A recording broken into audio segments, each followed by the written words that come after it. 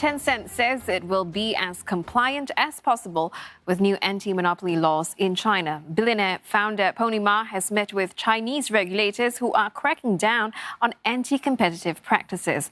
Rival Alibaba has already been affected.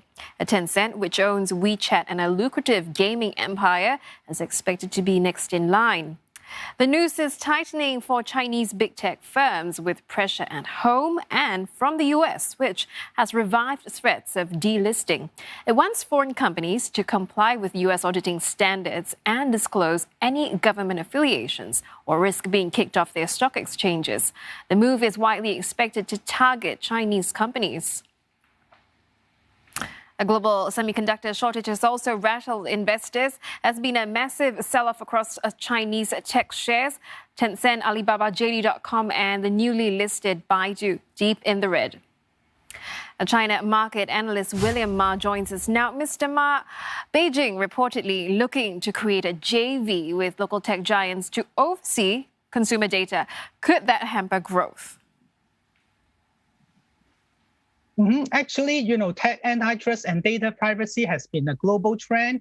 It started, in the US 3 years ago, and we are seeing this trend spreading to the, China market. I believe most Chinese company will follow, the policy and share more, data. I think this is positive, for the mid-sized player because that create a more fair ground and beneficial to the end consumer due to lower price because of the higher competition. And I think that would impact the near-term share price of the big tech, and actually is reflected by the recent, price correction in the last 6 months. But in the long term, we are still positive because if you look at the US, big tech company, some of their share price was up about 35% last year, and actually their earnings was still, up 30 to 40% in Q4. Yeah, and, these big tech firms also facing trouble overseas. Do you think the delisting threat from the US will have any impact on them? Yeah, I think a lot of companies are actually relisting or doing second listing in the Hong Kong market.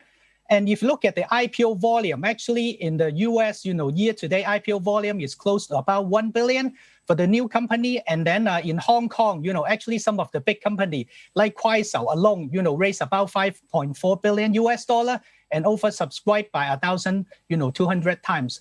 So I think that there will be more and more Chinese companies choose to list it in Asia and particularly in Hong Kong because of the rule from the US. Also, Mr. Ma, does this week's earnings boost for Tencent and Xiaomi reflect the economic recovery situation?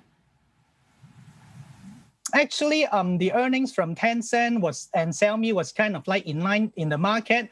Tencent earnings was up 30% in Q4, and Xiaomi was up, 37%. Versus the China GDP in Q4 about 6.5%, which is showing a very strong recovery of the domestic economy.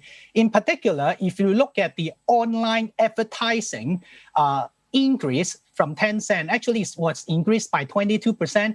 I think this is a very good indicator, meaning the business, they are confident on the recovery and they will spend more money in terms of advertising. In the medium to long run, I think the recovery is sustainable. If you look at other indicator, for example, the flight travel in China are recovered by 80%. Electricity production, they are increasing as well. So all in all, I think the economy recovery is sustainable, provided the virus situation would not, get worse again.